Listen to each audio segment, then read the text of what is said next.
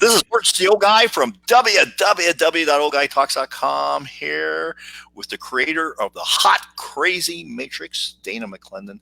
And, some people may say, if you are a politically correct snowflakes, you may say that this is the epitome of patriarchal mansplaining. That's right. That's what Snowflake would say. I'm sure you've heard that, Dana, correct? Straight from the red pill. Yeah, mansplaining. So this will be. We've had other politically incorrect guests on this show, but this may be the most so far, until I score Milo on this show. Milo, right? Yeah. So that's but Milo might have more views than me. I don't know. Yeah, he might do that. So the Hot Crazy Matrix, and for those of you who have not seen it, I'm going to post a link to it. Post the one on my YouTube page.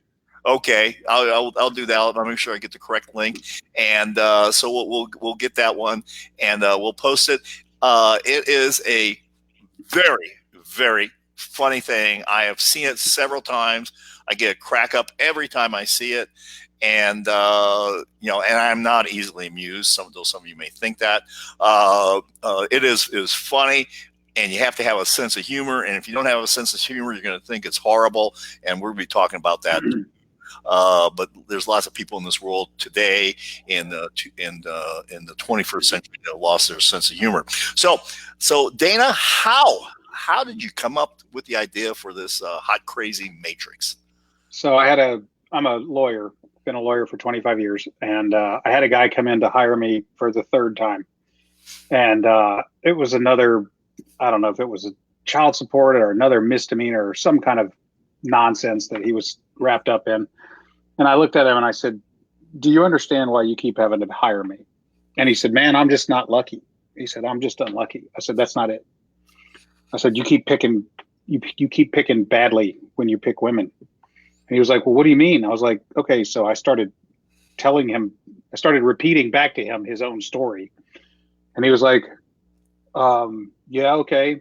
And so I was like, let me see if I can show you this. So I just started sketching this thing that would become the Hot Crazy Matrix in an effort to explain to this guy why he kept winding up in jail and owing money and all that. So it sort of started there. And then as I showed it to people thought it was funny. And there were a couple of iterations along the way. And then finally I showed it to my friend James, and he said, "That's funny. You should do a video." So we turned on the camera and shot the video. Okay. And when you shot the video, you got just a boatload of hits on YouTube. So tell us a little bit about how many you got, and you mentioned that there'd been some people have been kind of copying and all this stuff. Oh my God. I hundreds of millions of views. Literally. I mean, it's if you Google Hot Crazy Matrix or go on Reddit or anyway, I can't even find all the places it's been ripped off and reposted and monetized. And on Facebook,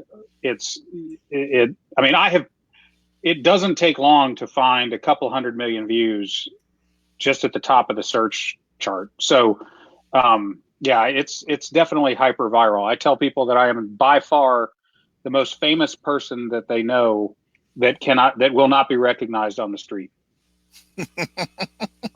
Because everybody has seen this video, but yet when I walk around, no one knows it's me. So I've actually had to convince people that, I've walked up on people that were watching it who didn't know me, or someone has introduced me to someone and said, "Yeah, this is the guy that did the Hot Crazy Matrix." And they look at me and they go, "No, it's not." I'm like, okay. Well, I've had to prove it. Yeah. So let me ask you, did you grow the beard to enter the video protection program? I grow it and then I shave it off and then I grow it again. When the world zigs, I zag. So, it's about to be No Shave November. I might just shave it again. We'll see. Oh, that's right. Well, that's right. That's Men's Prostate Cancer Awareness Month is Movember. So, okay. Yeah. So maybe afterwards. So, You're married As of today, yes. as of today. No papers Well, have been filed. I have No not been process servers is following no you right process server is looking for me, and I'm just grateful every day I get home and the locks haven't been changed. So There you go. There you go. Yeah, I do have a friend who came home and the locks were not changed, but all the furniture was gone. it happens. It happens. It happens. So tell me a little about your wife's reaction to this hot crazy Matrix video. Oh man. So we've been married 26 years, and to understand the complexion of this story, I live in a very conservative, fairly small town outside Nashville, and I'm pretty well known. I've been on the city council for 20 years. I've coached hundreds and hundreds of kids in little league baseball and football. I'm a lawyer, so I'm well known. I had never showed my wife the bit. I'd never showed her the joke, not for any particular reason. It just never came up. And so I shot the video, and James put it on his channel, and it started to go viral. And my sons knew about the video because I had told them. And this was not like some effort to conceal it from her. It just never came up. And one of my sons said to me, "Hey, Dad, how's the video doing?" And my wife said, "Video? What video?" And I said, "Well, you see, what had happened was," so I took my laptop in the kitchen. She was making dinner, and I started this video, and about 30 seconds in, she goes, you have to take that down. You can't. You have, because she could see the neighbors and the townspeople coming with the torches and the pitchforks to run us out of town, and our lives ruined by my idiot move. So she's watching this video and she's shaking her head, going, "Oh no, you have to take this down." Well, by this time, it's already everywhere. It's gone. It's no returning. So she gets to the end of the video and she looks at me and she goes, "You are an idiot." And I was like, yeah. And she goes, "But I'm a unicorn." And I was like, that is exactly the point. That's precisely why I did this whole thing. So she's been a good sport about it. For the most part, people took it for what it was, which was obviously just, poking fun at all of us. Some people got upset, but she's rolled with it. So yeah. So it wasn't like you got disinvited to any Christmas parties in your neighborhood because of the video. I imagine you got invited to 4 parties because of it. I don't know if I got disinvited to any. One never knows what they don't know.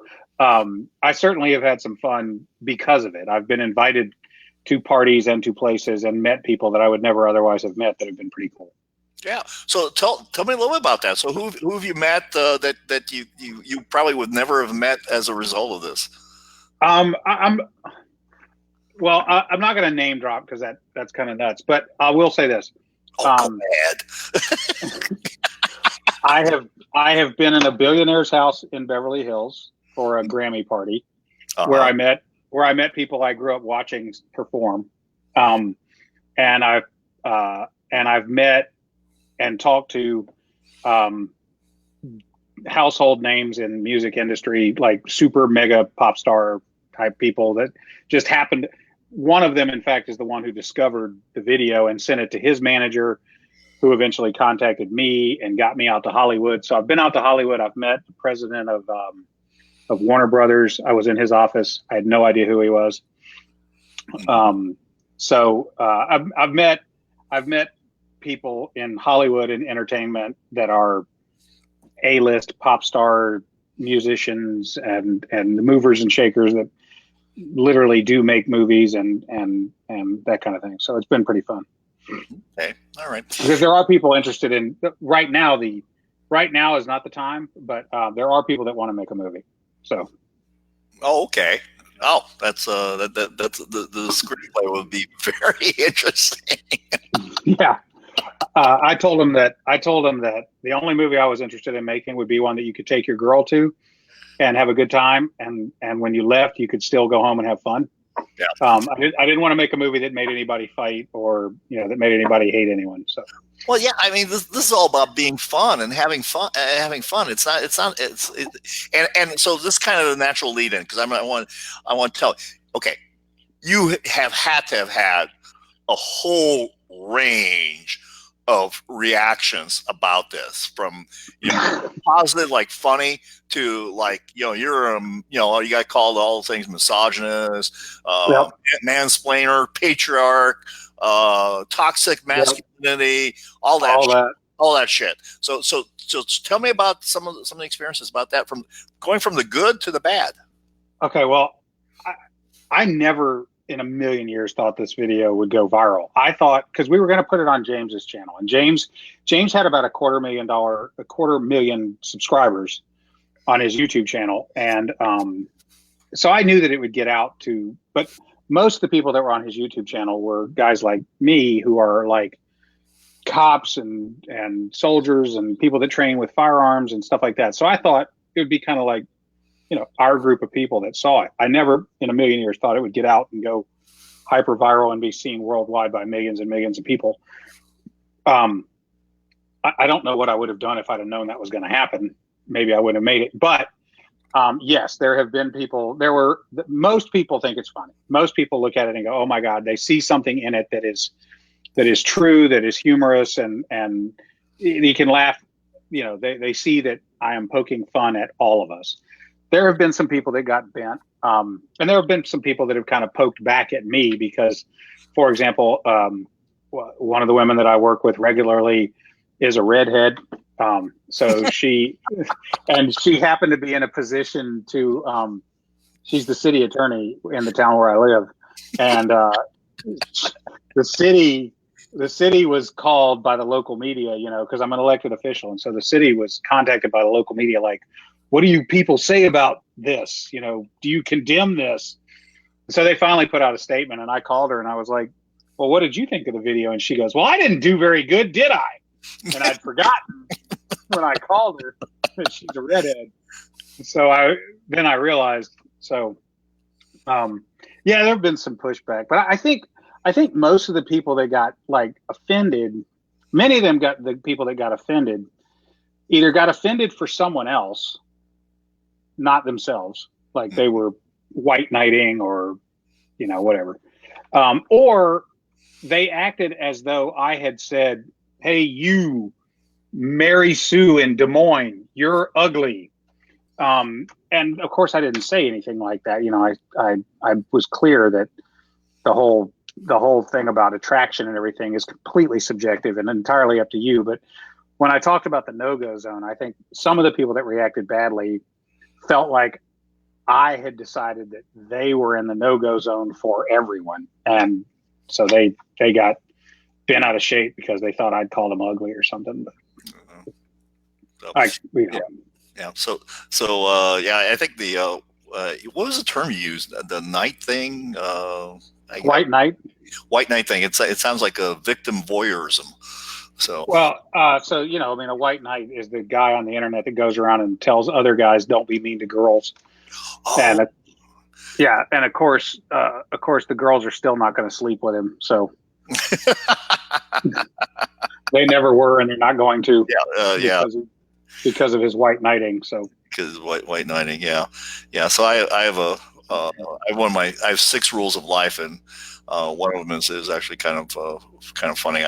All boys lie. The more they want something, the better they'll lie. And the first lie that a girl's ever going to hear is, "I'll love you forever." I tell women, because I do a lot of divorce work, and if I had a daughter, I would tell her this. In the moments before you, as a woman, decide that you will be intimate with this man, that is his A game. That is the best he's got. That's all the tricks he knows. That's the epitome of his manners. That's the best effort he's got. After that, it's he's probably not gonna continue to sustain that effort. So if his best effort before you sleep with him is not good enough, then don't. Yeah, it's not going to get better. Actually, No. what we talk about is whatever you have, you're going to have more of the same. If it's really, really Well, good, it's going to you be. know, yeah, it's a maxim that women marry men thinking they can change the man into the man they want, and men marry women thinking they will never change at all. And of course, they're both wrong. They're both wrong. They're both wrong. Um, you mentioned you mentioned to me when we spoke a little bit earlier that you're not on Facebook anymore. No, What's all that about? Is that because of the reaction you've gotten? not because of the video. I guess maybe the video started that. But not really. I mean, I didn't much care what the reaction to the video was, because overwhelmingly people thought it was funny. It went viral because people thought it was funny. Yeah. It didn't go viral because people thought it was horrendous. It went viral because people saw it for the joke that it was. I got off Facebook because I recently got reelected for the 6th time, and my opponent in this last election was really a horrible person and said terrible things about me and convinced a lot of people of things that were not true about me, that were just disappointing that anyone would entertain those ideas. But it started me to think that, because during the campaign, of course, I had to spend a huge amount of time on social media to manage the campaign and monitor what people were saying and put out fires and all that other stuff. And it's just exhausting. And then I started thinking about how much time I was spending on Facebook. And I realized that it was a lot, like, I don't know, 15, 20, 25 hours a week. And I thought, well, would my life be better if I took those 15, 20, 25 hours a week and applied them to reading good books, spending time with my wife, and maybe working out more? And obviously the answer to that was yes. So I was like, all right, well, that's a good enough reason. So I decided to go ahead and get off Facebook and take that same time and read books, spend time with my wife, and work out more. And so I did. And what I didn't realize when I decided to do that was that the absence of greed, envy, lust, schadenfreude, and contempt from my life, as delivered to my life through Facebook, by itself was well worth it. So even if I took the same 15, 20, 25 hours a week and sat in a dark closet by myself, the removal of those things, greed, envy, lust, schadenfreude, and contempt, from my life was by itself worth it. So it was the reason that I decided to do it was about reallocating my time to something productive. The unintended consequence and benefit of it was that I had a whole lot of negative energy removed from my life. And, that's unfortunate, because the way the world is today, with the polarization of politics and all the tribalism that's going on and everything, it's perfectly distilled and crystallized in social media, and I just think it's become terribly unhealthy. Yeah, no, I think you're very correct. I think there's actually not an opportunity to have an honest disagreement with people about things. It's right. And people will say things on social media that they would never dream to say in your face, either because they just wouldn't have the courage to say it, not because you'd punch them in the mouth, maybe, but they just wouldn't want the reaction of anyone else in the room, right? Like, I mean, like there's this disconnect where people will say things on Facebook about you, or to you even, that they would never in a million years say in the room. Even if you weren't there, they wouldn't say it out loud in front of a group of people. Mm-hmm. That's what was so disappointing to me in the campaign, was that people said things about me that were just demonstrably untrue, that they wouldn't say to me, because I would take them to task for it. So I think the world would be a better place if more people got punched in the face. I think that's true. And there's a, that I'm sure that's very controversial given everything that's going on. Well, well, look, let me be clear. I don't think that people should go out and commit acts of violence. You're right. But I also think that you should be prepared to suffer the consequences of stupidity, and you are not allowed to simply say, like you can say whatever you want to me. You can insult me, whatever you want to say to me. I'm gonna make clear how I feel about that. But um, there's a disconnect between people feel like they can just say and do anything Hmm. without even the potential for consequence now. And so, you know, Well, I mean, that's a level of bullying that, and the only way really to deal with bullies is to stand up to them. That's kind of a thing that seems to be going by the wayside in our culture, that we're allowing this bullying to continue on without any consequences, as you say. well, there's a lot of that. And it's the breakdown of the fabric of our communities. I mean, and I'll admit that I'm guilty of this. I live next door and across the street from people I don't know. And so I'm not making their life worse, but I'm not making it better. Sure. And, when I grew up, my neighbor's mother had permission to spank my ass. And again, I'm not advocating violence, but I knew that all the moms in the neighborhood were in it together. Mhm. Sure. And it wouldn't, and if me and another kid in the neighborhood got in a fight, our parents would not immediately start accusing each other of being wrong. They would, either say, well, y'all need to sort it out, or it was different. I don't know if it was better, but it was certainly different. And now, you got these, everybody's a victim, and nobody wants to take responsibility for what they've done. And everybody wants to be able to do anything they want to say or do anytime, anywhere, and without suffering the consequences of either being ostracized from the community, or having somebody decide, hey, I'll suffer the consequences for what I'm about to do, but you're going to suffer the consequences for what you just said to me. Yeah. Yeah. You were talking about not knowing your neighbors. It's one of those things that where something that benefits your life actually hinders it.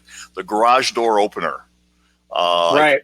I think that is like the single biggest killer for you to actually know your neighbors, because you hit that garage door opener, it opens the door, you pull in, you close it behind you, and you're in your fort. Absolutely. As a city alderman for 20-something years, I've become immersed in community planning and what makes a good neighborhood. And the garage door opener is absolutely one of them. And the other thing is, if you drive around in neighborhoods that were built in the 80s and 90s, now the trend is reversing, but when the garage door got introduced, the front porch went away. Mm-hmm. And so if you drive around and look in communities like where I live, you'll see 2-car garages and 3-car garages on the front of the house, no front porch at all. And it used to be that you knew your neighbors because you'd go out and stroll around the neighborhood and be invited up on the front porch. You couldn't sit on my front porch with another person if you wanted to. It's just a doorway that no one, like we come in through the garage.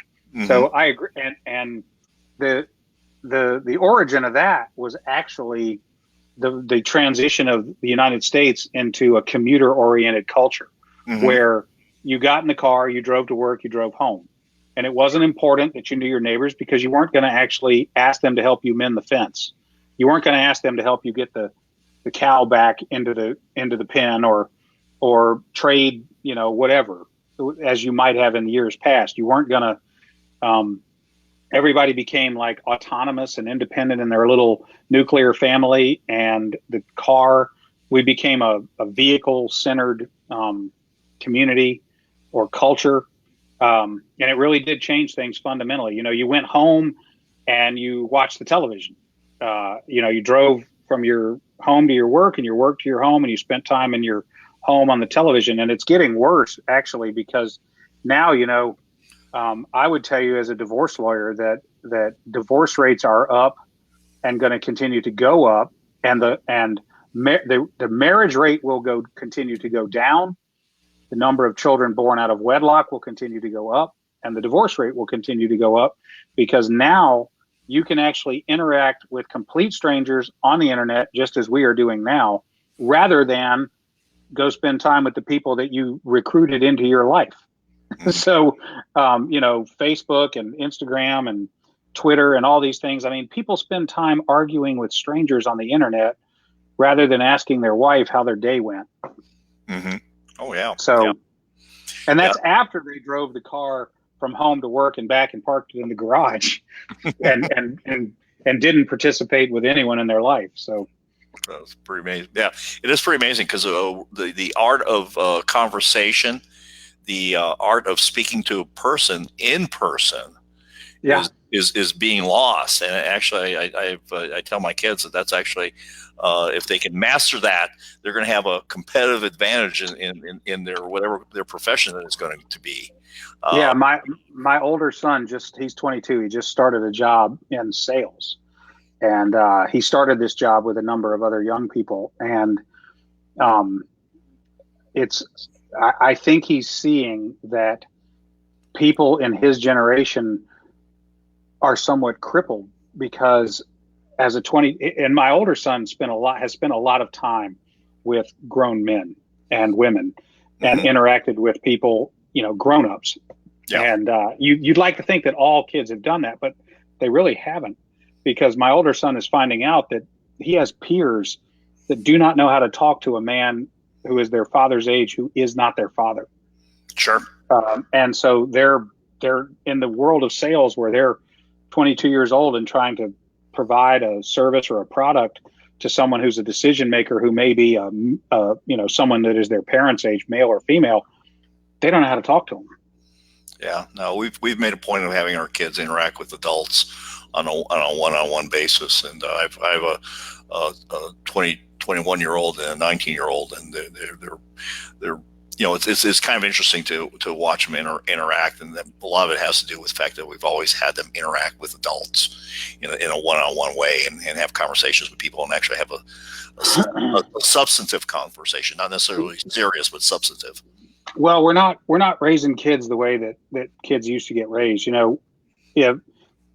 When I look at like the events of today, and I say today, I mean like recently, like this, suddenly because of these bombs, all these politicians have decided it's time to be civil.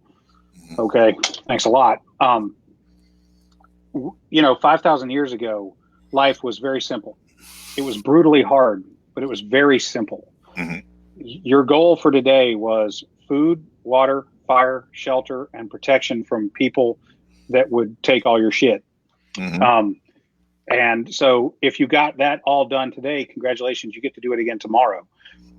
And so you surrounded yourself with people that were committed to the same cause. And then if you had, say, boys in this group of people, it was necessary that all the men in that group teach those boys skills that were useful to men. Mm-hmm. So you had boys, by and large, raised by men, and you had women, by and large, raising the smaller children and girls. And I'm not necessarily saying that was good or better or best, but that's not happening anymore, because now 5,000 years later, life is incredibly easy in the Western Hemisphere or first world. Sure. It's incredibly easy, but it's extraordinarily complicated. Mm-hmm. So, if you're hungry now, you just drive past a building and hand them some paper with green ink on it, and they throw a bag of food in your car that's more than you could eat in 2 days. And yet the immersion 24-hour news cycle, the immersion in social media, the constant stream of data and external forces and everything. And now we're delegating the raising of our children to paid people, third party people. It's not, it doesn't seem to be working as well as we had hoped, is what I'll say about that. Yeah. So, yeah, a lot of times our kids are getting advice from people who have no business giving advice. There's that, and there's also the fact that for the most part, our kids spend more time with teachers that are hired for the job than with their own parents. Mm-hmm. Quality time, like awake time interacting. Sure. Because the parents have taken a position, the parents are working. So everybody goes off and does their own thing all day. And then you may get a couple hours in the evening together as a family. And so your children are being influenced more by their peers and by adults who on a good day are committed to their best interest, but who are all, after all, paid, and that's different than, like, the to borrow a hackneyed phrase, the it takes a village. So I don't really know all the men and women that have had the opportunity to spend hours every day with my sons. Mm-hmm. That would never have been the case 100, 200 years ago. I would have known everyone that was interacting with my kids. Sure. And everybody has their own different agendas too. So Dana, talking about relationships, and we kind of touched on this a little bit earlier, but I want to get more into detail because you're in this space from a bunch of different perspectives. What do you think is the most critical thing for a man and a woman in their relationships? If you could say, okay, there's these things are the most important. I view these things as the most important. What would you say those would be? Okay, so I think the biggest error that is being made these days in pair bonding is that people have this idea that there's a soulmate. People have this notion that there's someone out there that is their perfect match. Nobody else, just that one. And I reject that, and I think it's not only silly, I think it's absolutely destructive, because imagine what that means. If you believe in a higher power, if you believe that all of this is not random, then if you believe in soulmates and you say, well, this isn't all just some random explosion of gas that over billions of years became life, and maybe that's what it was, but whatever.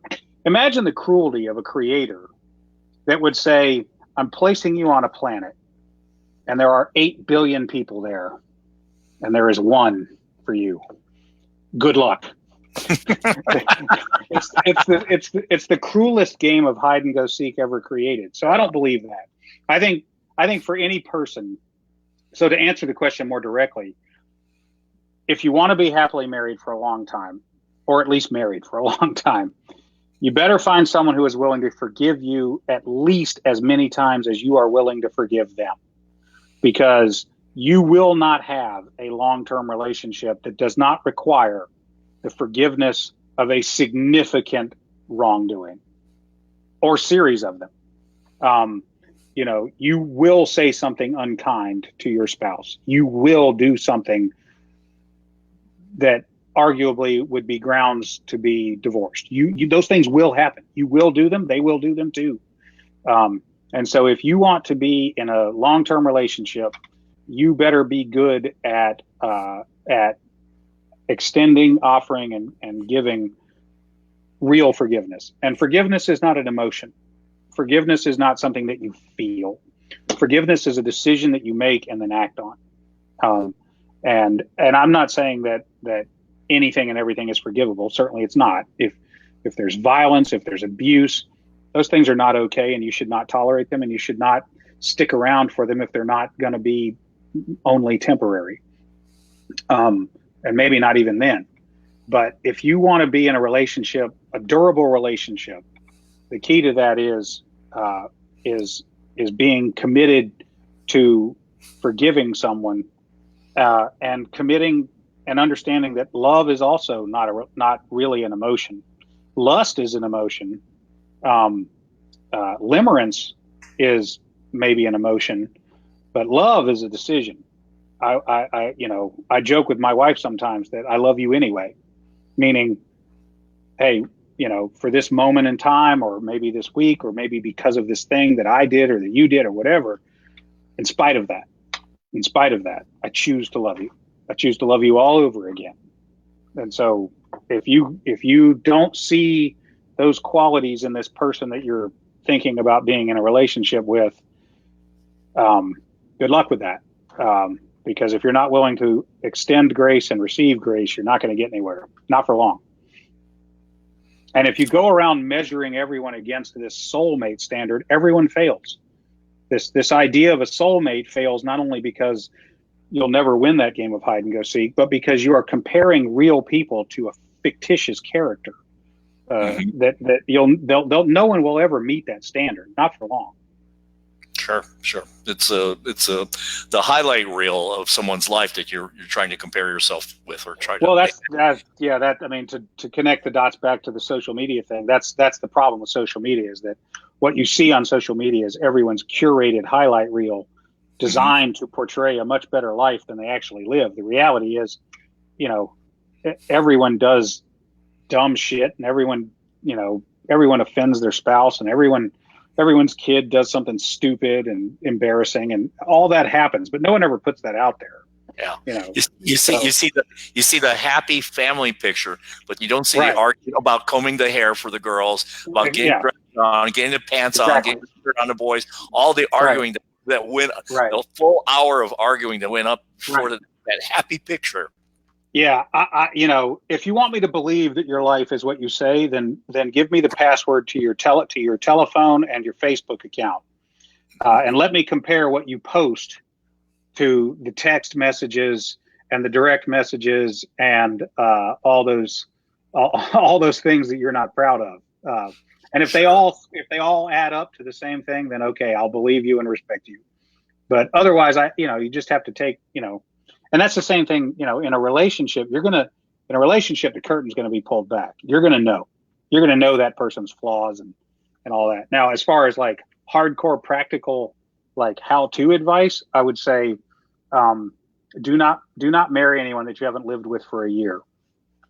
And I know that flies in the face of all kinds of religious and moral advice, but I'm a practical person. I'm a divorce lawyer, and I've managed to stay married for a long time.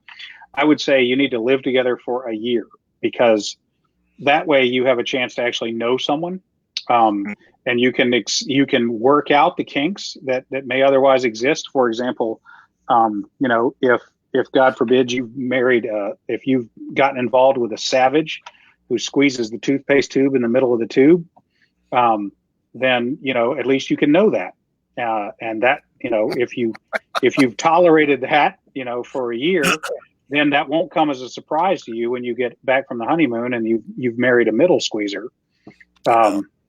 So you'll also see them throughout seasons. You'll see them on birthdays and holidays, and you should also meet their entire family or have their family's absence from their life satisfactorily explained to you. Well, Dan, I have to tell you that I've been married for 26 years now. Actually, 25, I should say. And we did violate your rules. Actually, my wife and I never dated. You just got married. We met working on a project. She was actually out of the country and working on a project, and we met once, and then we met a second time, and then we got married. And but there were many things that we came from very, very similar backgrounds, where we actually while we did not know our families as individuals, we knew our families as the type of people that they were, because we were both of the same ethnic group, and so it was very easy. Yeah, my advice is not the only way it can work. I think for the vast majority of people, I mean, I think we're outliers. I would not recommend when we get to. I mean, there are other ways to do it. That whole virgin at the altar, all that. If that works for you, awesome. Yeah, absolutely. I'm trying to play the odds. Yeah. Because I have a sample size of 1 when it comes to how to be married, but I have a sample size of, 5,000 when it comes to what doesn't work. Sure. So, sure. Because I've been married once, but I've handled, I can't tell you how many divorces. So I've heard all the complaints that bring people into a divorce lawyer's office. Sure. And many of them would be remedied if you just simply had realistic expectations about what marriage is really going to be. Mm-hmm. It's going to be a series of disappointments and good times and bad, and you're going to have to work through the bad and celebrate the good, and never give up. That's about it. All right. So Dana, the old guy's all about virtues and vices, and we've been talking a lot about virtues here, Hmm. and that's probably a turn that most people would probably not have expected since where we started. But but the old guy likes to find out some of the things about his guests. So let me tell let me. And I'm an open book. Okay, well that's good. That's good. We love open books. So Dana, what kind of music do you like to listen to? If you got in my car right now, you might hear Led Zeppelin, you might hear Miles Davis, you might hear Waylon Jennings. Hmm. Um, I like old school rap. So Okay. I grew up when rap came out. So Okay. And there's any about the only thing I don't like is like I don't like opera and I hate bro country. Anything about a dude in a pickup truck down by the river with a girl in short shorts, just keep it. man, you are living in the wrong place for that. Well, it's a bunch of bullshit. Those songs are all written by two dudes at Starbucks that don't own a truck. They showed up in BMWs and wrote the song. So There it's we a go. bunch of bullshit. There we go. I So, like authenticity. I like authenticity. I'll put it that sure. way. Uh, do you smoke cigars? Nope. Oh my gosh. How do you live without smoking a cigar? Oh my gosh. Man, I've been an athlete all my life, so just tobacco is not a thing. I mean, I've run marathons, been up Kilimanjaro. I still I, smoke a cigar. Actually, I hiked in Iceland 2 years ago with my oldest daughter for I 7 days. I brought you cigars. know, I'll say this. The idea of being like able to pick and enjoy a fine cigar, I think that's cool. There's something manly about that. Mhm. Um, I think I kind of get the allure. I've just never really gotten into it. Okay. So All right. I don't knock it. I mean, I get Sure. it. I mean, it's just not something I do. Yeah. So do you have alcohol? Oh yeah. Yeah. I'll drink a good beer. I'm completely over the whole IPA craze. Like they're making shit that tastes like that Mr. Clean, stuff now with the pine salt. They're making stuff that tastes like pine salt now. I like a good Belgian. Mhm. Right now it's October, so Oktoberfest beer. I like a really good Pinot Noir wine, and I'll drink vodka. I do not drink dark liquor anymore. Me and Jack Daniels had a bad relationship. We thought we could whip everybody's ass, so I had to leave Jack in the ditch when I was 18 years old. And the last time I drank tequila, I wound up in another country in a hotel room in a naked with another man. So I don't do that anymore either. That's a true story. You can't make that up. No, no, it may not be quite as fun as it sounds. I don't think it would be fun, but that's okay. Well, so I started out in the other country and I knew the guy and we were supposed to share the hotel room. We were not supposed to drink a half a gallon of shitty tequila and wind up naked, but we did. Okay. So, and it turned out that we wound up naked because we were pranked by some girls that we were traveling with. Okay. So, so This was not like the wrestling scene in Borat. no, no, no, no. So, but that was the last time I drank tequila. Okay. I All don't, I right. don't, I don't drink tequila anymore either. Okay. So Dana, if somebody caught you in a closet doing something that you don't want the world to know about, what would that be? What would getting caught doing something I don't want the world to know about be that you want me to tell you on Facebook Live? Uh, I guess singing along to Christopher Cross Sailing or the Pina Colada song. Oh, I do know all the words to both. yeah. Okay. All right. I think there's maybe a darker thing there that you're not willing to share with us. I got to be a man of mystery. Yeah. There we go. There we go. So, what's that? What's that T-shirt what's that say on there that you're It wearing? says Unicorn Search and Rescue Team. All right. So explain to, and now if you watch the video, folks, if you watch the video, Everyone's seen the video. you'll No, understand. there's nobody, no one who has electricity in their home hasn't seen the video. So if somebody wanted to get one of these T-shirts, how do they get one of these? Because you got some stuff. You've got some stuff that's associated with your video. What's going on with that? As far as you got a swag store and some other stuff. I did. I took it down because I just got to the point where, like, the people that were running the fulfillment for me got too big to deal with my little world. Man, if you want a shirt, just email me at Dana McLendon at iCloud.com. Okay. Can you post a link or something? I'll do that. I'll do that. Yeah, just email me and we'll work out a PayPal and I'll send you. I've got these shirts. I've got unicorn shirts. I've got certified unicorn shirts for girls, women. Wow. I probably got a couple small hoodies left. Okay. So I've got a ton of posters. So if you want a poster, email me. I'll sign the poster. I'll make it out to you personally and put it in a tube and send it to wherever. I just sent a poster over to Aviano Air Force Base. For a guy over there. So. All right. Well, Dana, I want to thank you. This interview went places that I did not anticipate at the very beginning, which is the beauty of doing these interviews with people is that especially with interesting people such as yourself who's done something very, very unique. 100 million plus hits on your YouTube video. Certainly very, very funny. And as I mentioned, folks, we're going to be posting the link to that video here in the comments section. Yeah. I tell people that I made science fun. There we go. And when people get upset, I tell them, hey, look, it's like gravity. You don't have to like it. You just have to obey it. There we go. Well, there's a lot of truth to what you said, and